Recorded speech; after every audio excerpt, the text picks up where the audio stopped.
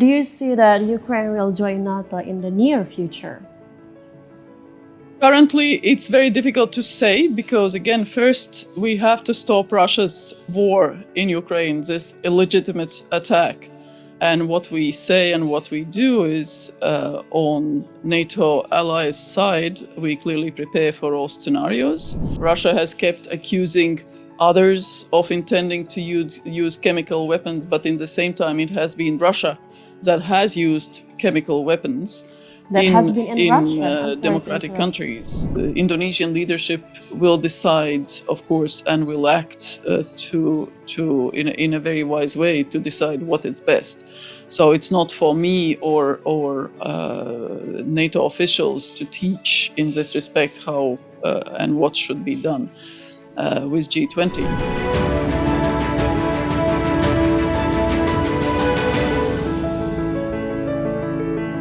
Halo teman kumparan, bertemu lagi di To The Point bersama saya, Alia Bunga. Konflik Rusia dan Ukraina masih menjadi pembahasan di seluruh dunia.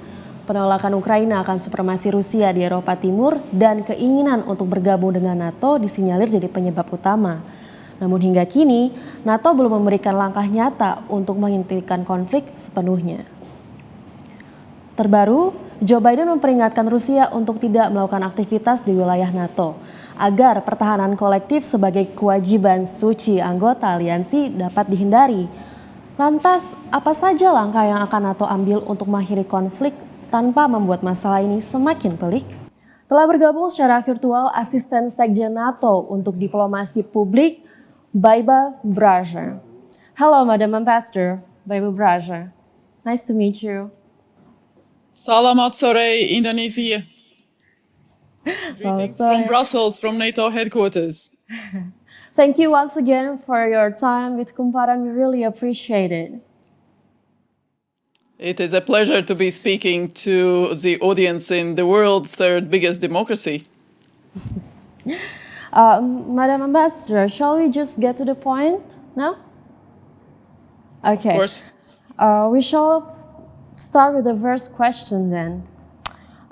It has now been a month since the beginning of the Russia-Ukraine conflict, and so far there has not been any sign of this coming war to an end. Has the way NATO sees this conflict changed since the beginning of the war? Would you please give your opinion on that? You're totally right. A month ago, on 24th of February, Russia unilaterally decided to invade a democratic country of Europe, a peaceful neighbor, Ukraine. So indeed, it was a shock for the whole world. It was a shock for all democracies, for all countries around the world.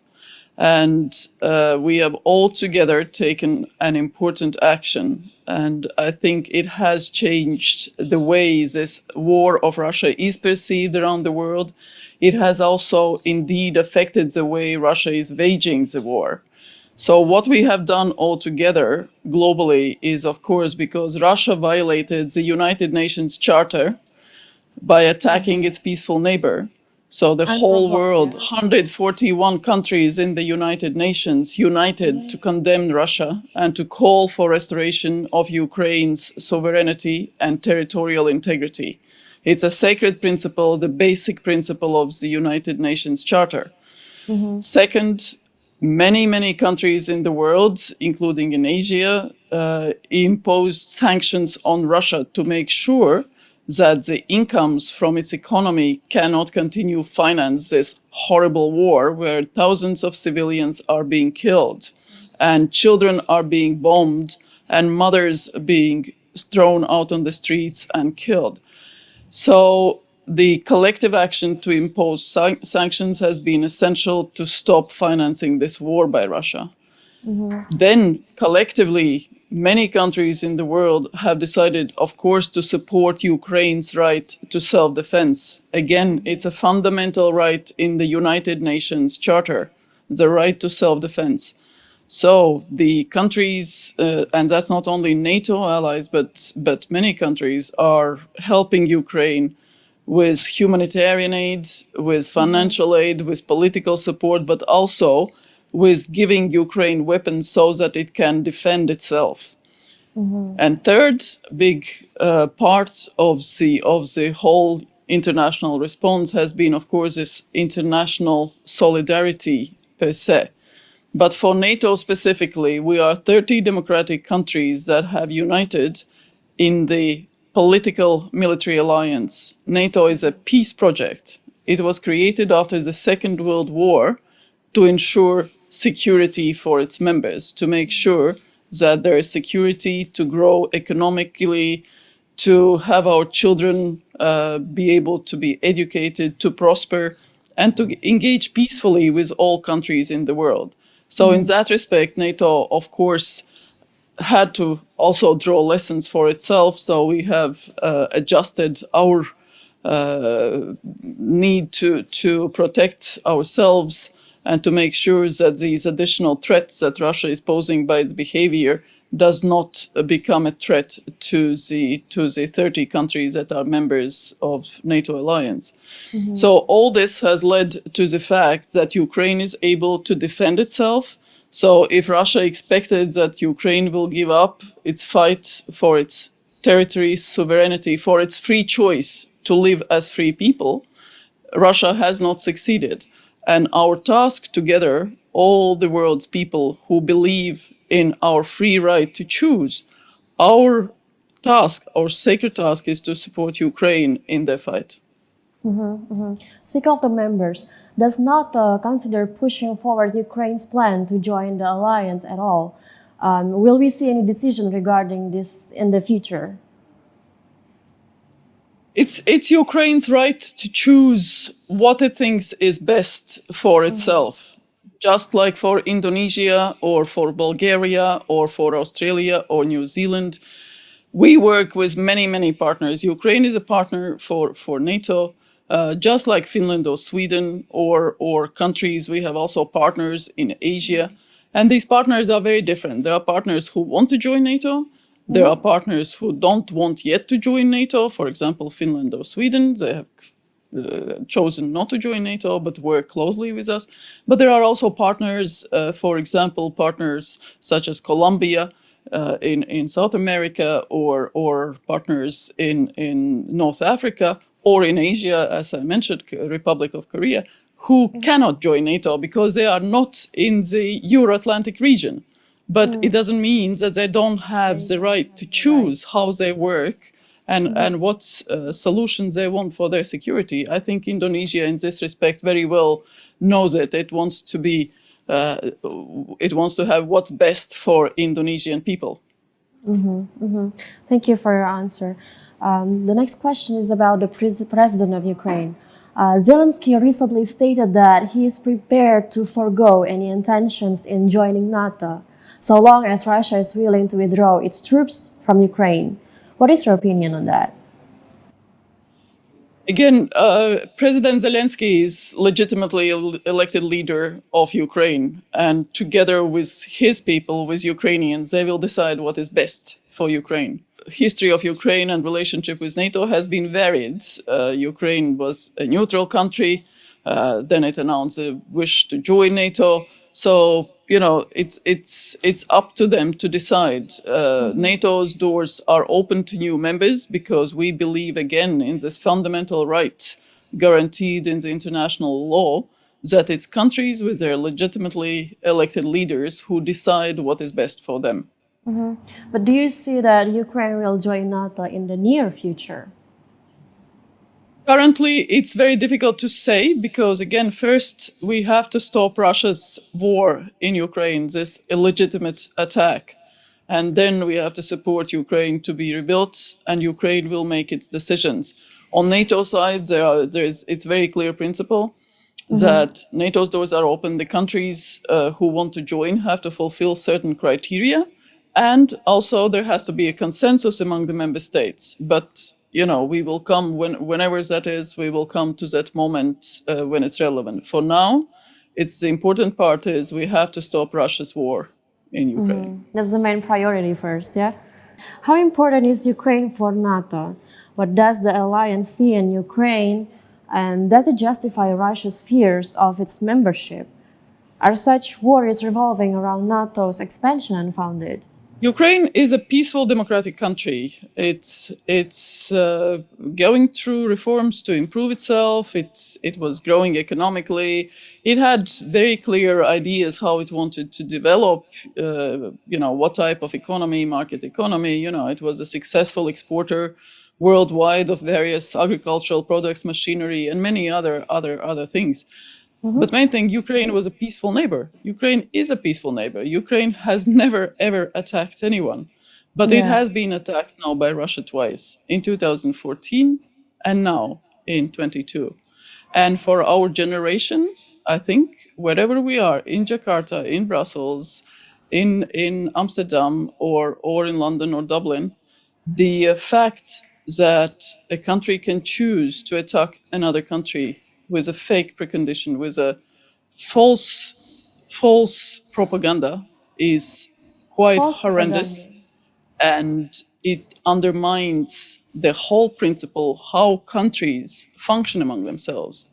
Countries take obligations, they set the rules, they enter freely without anyone pushing a contract, like in the United Nations Charter, that they will live peacefully, and if they have differences, they solve those differences peacefully, not with weapons, not with armed attacks. We have seen the war from 1940 to 1945, how it affected the whole world.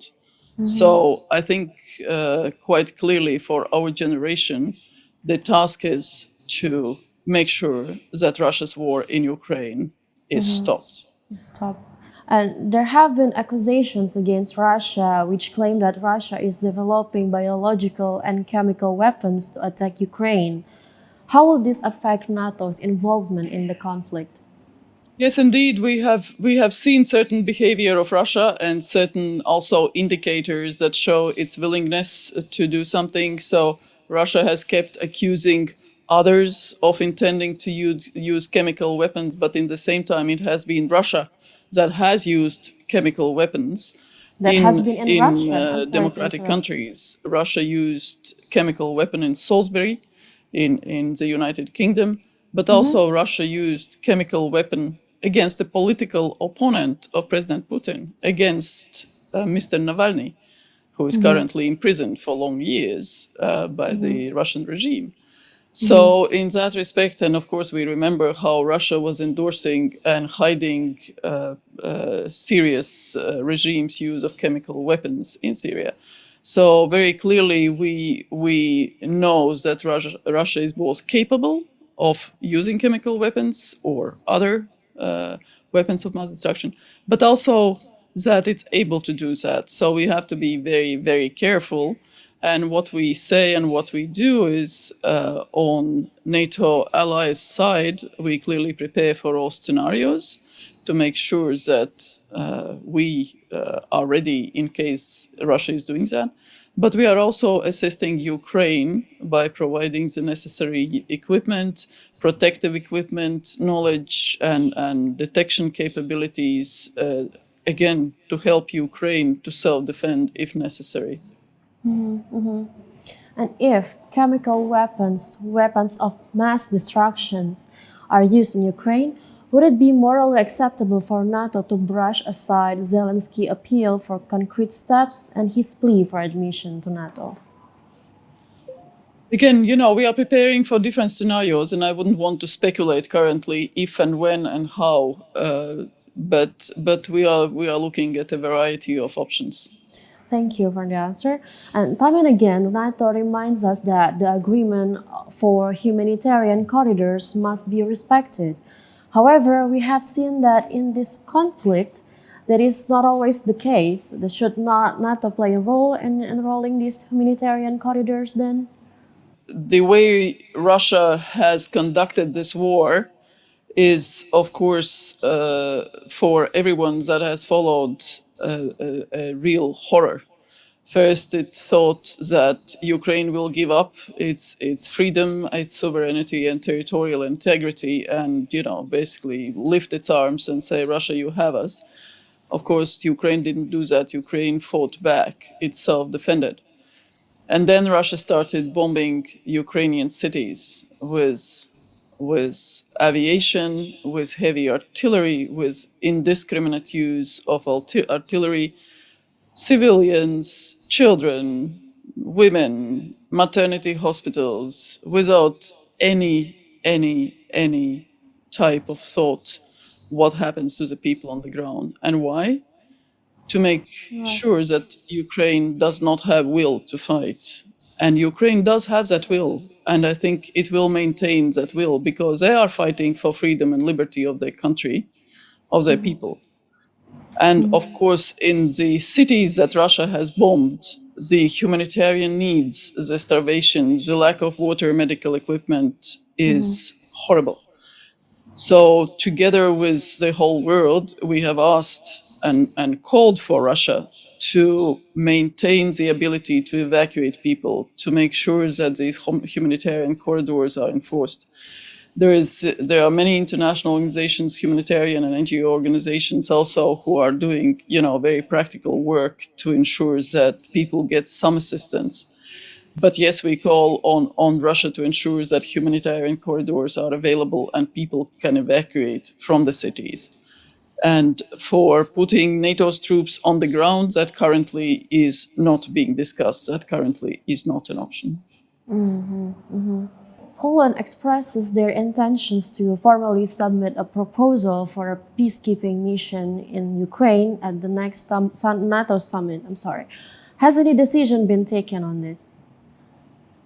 No, there are no decisions yet taken on anything, and the preparations for NATO's summit are gradually advancing, but no decisions are on the table. Thank you. President Zelensky has persistently begged NATO to impose a no-fly zone over Ukraine so as to protect other countries in the alliance as well. Is there any possibility of Russia attacking members of the alliance in the coming days? And if so, would you repeal your earlier decision regarding this no-fly zone? The fact, what we see is that Ukraine has both still air defenses, and they could be better, obviously, and anti-air capabilities that they have. And what our countries are doing, and it's not only NATO allies, but also other countries, is providing Ukraine with the necessary equipment, with the aid, so that it can strengthen the ability to defend against Russian planes, Russian helicopters bombing, and make sure that there are costs if Russia wants to bomb civilians. For the putting the Allied planes in the sky of Ukraine, that is currently not the decision, and I don't think that we can foresee that in the near future. And of course, President Zelensky is conducting a heroic self-defense against Russian aggression, and we all internationally, be it Indonesia, be it Australia, or Korea, or Japan, or other countries in the world, we are indeed very much in favor of making sure that Ukraine is able to defend itself, and that's our moral, practical obligation to help Ukraine in their fight for freedom. Now, people close to the Kremlin are now talking in a quite straightforward way about a nuclear attack. Recently, Kremlin spokesperson Peskov said that Russia would use its nuclear weapons against existential threats. How does NATO defend itself against this? The nuclear saber rattlings that we have heard from Moscow is irresponsible, it's escalatory, and it should be stopped. Russia itself, together with the other permanent members of Security Council in January, signed a declaration which clearly said that nuclear war cannot be won and should not be fought. As for NATO allies, we have a very clear nuclear deterrence policy, which is, yes, we stand for the world free of nuclear weapons. That is NATO policy. But as long as nuclear weapons are there in the world owned by aggressive regimes, NATO will remain a nuclear alliance. And as such, we act responsibly, but we also know that we are ready to deter and defend all allies. So against this larger, very much irresponsible threats and nuclear saber rattling from Moscow, we say the nuclear war cannot be won and should not be fought, just like the permanent 5 members of the Security Council said. And we stand ready to deter and to defend all allies. How precisely will NATO defend it? So in the current crisis situation, so NATO's deterrence policy has 3 parts: conventional, missile defense, and nuclear deterrence. So the whole deterrence factor is to make sure that all the threats are evaluated and assessed, and that allies are able to adjust their action depending on what threat levels there is. For the alliance currently, we have seen that Russia's aggression against Ukraine has increased the threat level in the whole Euro-Atlantic region, but also in the whole world. So we have made certain adjustments, both in terms of presence. There is increased readiness. So if necessary, our troops, our military are ready to move in a shorter time to wherever it's necessary. We have increased the presence and the capabilities at NATO's borders to defend, if necessary, if there are aggressive actions by external actors. But also we have made sure that we have the command and control possibility to act, making sure that the supreme commander in Europe of the Allied forces, General Walters, has the necessary authorities for a crisis time to make sure that he has command the troops and act as necessary if their defense is necessary. For now, there is no direct military threat to the alliance, to the 30 allies, but there is increased overall threat situation in the Euro-Atlantic region. And that is why we are adjusting these measures to make sure that we don't have further military threats. Understood, thank you. Madam Ambassador Braja, Kumparan has collected questions from our readers for you. And this is one of the selected questions. May I read one for you? Yes, of course. Okay. This question is from @Sayyidah_Nisa. The question is the reason that NATO does not directly help Ukraine because NATO is afraid of the threat of an energy crisis? What if the conflict is caused by a NATO member? What can NATO do?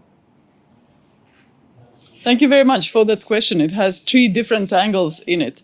So as I said from the outset, NATO is a defensive alliance. It's a project for peace. The main task of NATO is, of course, to ensure that the 30 democratic countries, the 1 billion citizens that live in our countries, can continue to live in peace and security. For that, there is a whole set, of course, of political, diplomatic, military, informational measures that we constantly apply. We evaluate the threats, the overall security situation in the world. We train, we exercise, and we do that in a very transparent way. For example, if we conduct military exercises, we always brief countries that are neighboring countries. Currently, there is a big exercise happening in the Arctic by allies. And for example, it's next to Russia, so we briefed the country hosting the exercise, Norway, briefed Russia, its military, its defense forces on what the exercise will be. Russian representatives were invited to the exercise, but they declined that invitation. So for NATO itself, very clearly, we are defensive alliance. Our task is to make sure that our citizens live in peace and security. So we wouldn't start a conflict with anyone. As for the energy security and various angles around that, that is one angle where NATO is looking at is the energy security, both in terms of hybrid threats, so-called hybrid threats, or threats that are not military. And we have seen that Russia has been willing to use energy supplies as also a sort of weapon against Ukraine to try to influence Ukraine.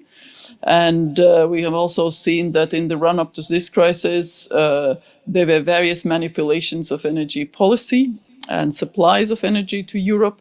But again, what the countries, both in the European Union or outside it, in the NATO or outside it, what they do is they constantly adjust. And for example, the move to renewable energy, to alternative energy sources, is unstoppable, and I think that will be one of the main directions also where our countries will be going.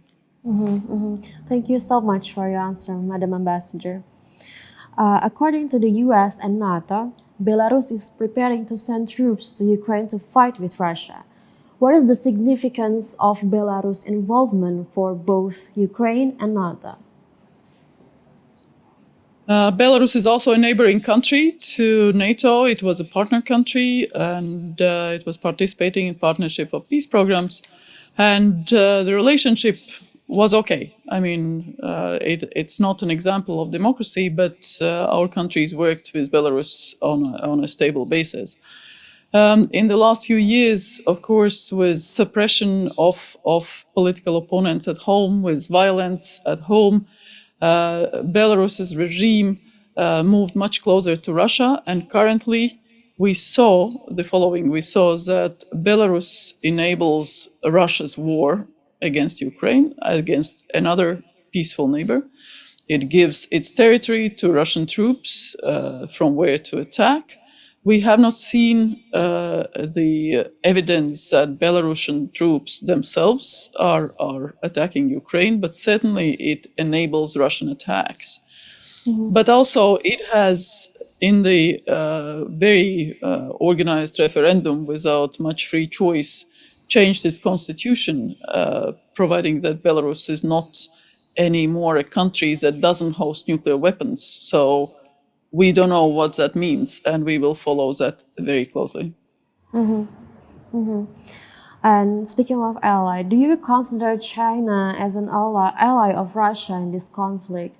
And what solution would you like to see in terms of real action from NATO that could pressure China into ceasing its support for Russia?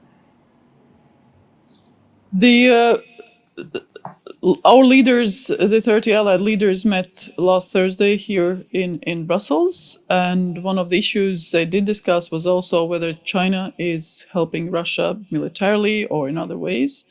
And in the statement, our country leaders asked China not to support Russia militarily and to support all diplomatic efforts, but also asked China not to support Russia's disinformation and lies against Ukraine, against NATO, or against any other responsible actor.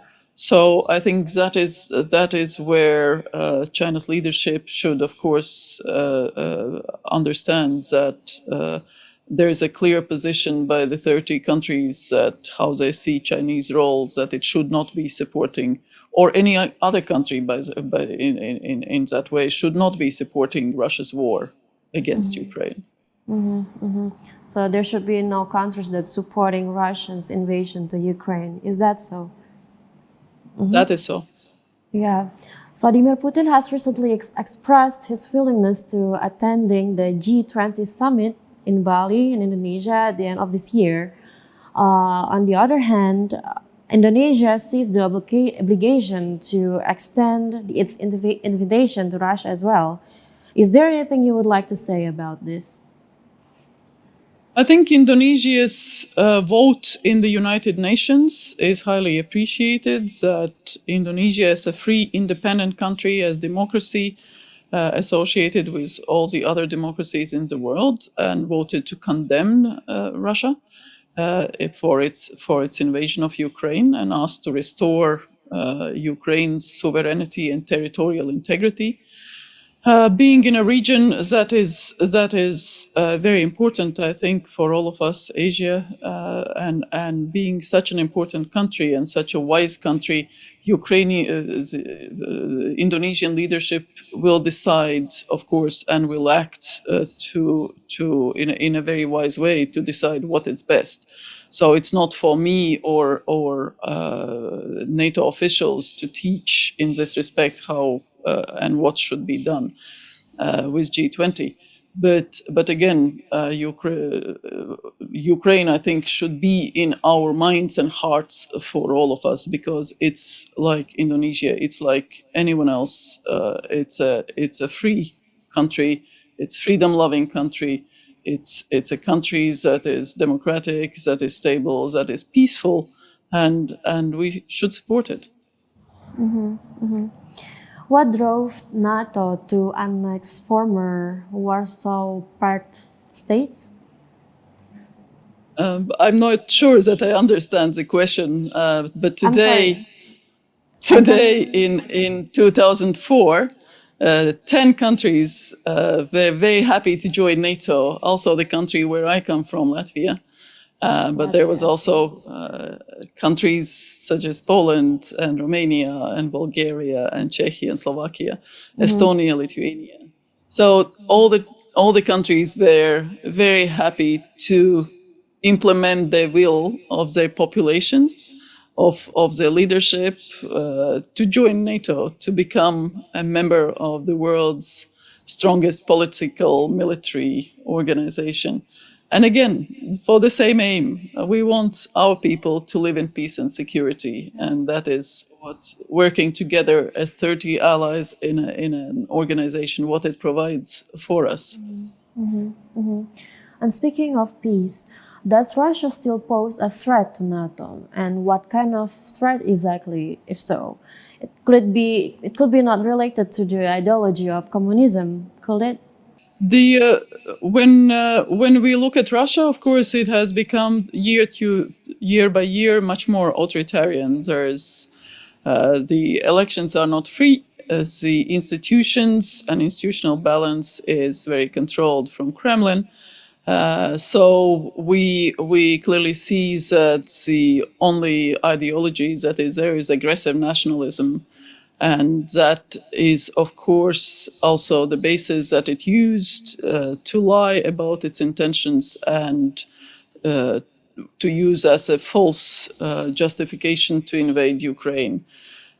In that respect, Russia's behavior, Russia's aggressive actions pose threat to the whole world, to the whole international community.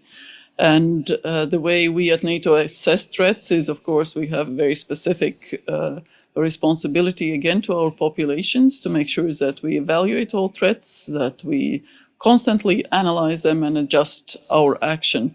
So Russia's actions currently, I think, is a threat for the whole world. Madam Ambassador, does NATO place its ballistic missiles in every country that shares a border with Russia? The short answer is no. Again, it depends on the threat assessment. It depends on what defensive solutions are there. So quite clearly, that is not the case. No. Madam Ambassador Braja, thank you so much for your answers, and thank you so much for your time joining us. I thank Kumparan for inviting me, for your interest, and I'm very happy to be back speaking to Indonesian public, to Indonesian journalists and audiences as former ambassador to Indonesia. I miss you. I miss Indonesia and wonderful Indonesian people. So all the best. Thank you. Thank you very much. We wish you well. Take care. I wish you peace. I wish you peace for you and for Ukraine, for us all. Thank you very much, Madam Ambassador. Thank you. Teman kumparan, demikian perbincangan kami dengan Asisten Sekjen NATO untuk Diplomasi Publik, Baiba. Saksikan berbagai tayangan wawancara eksklusif kumparan lainnya di website dan YouTube Kumparan. Saya Alia Bunga beserta segenap tim yang bertugas pamit undur diri. Terima kasih dan sampai jumpa.